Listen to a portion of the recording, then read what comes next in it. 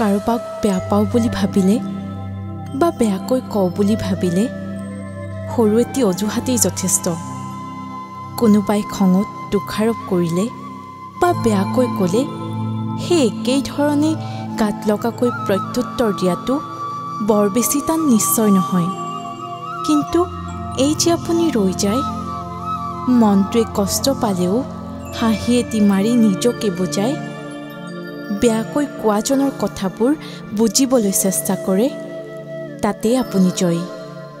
কৃত্ৰিম সমাজখনত চলিবলৈ আপোনাৰ অকণমানি ঠুনুকা মনটোক আনৰ কথাত ভাগিবলৈ নিদি পুনৰ দৃঢ়তাৰে যে খোজ লয়, তাতেই আপুনি জয়ী।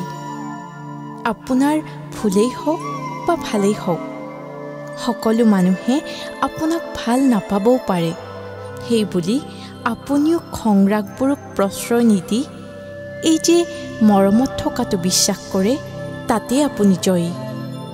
সমাজখনক ধুনীয়াকৈ ৰখাত আপোনাৰ এয়াইতো অৰিহণা। ঘৃণাই নহয়, মৰমেহে মানুহক ধুনীয়া কৰে।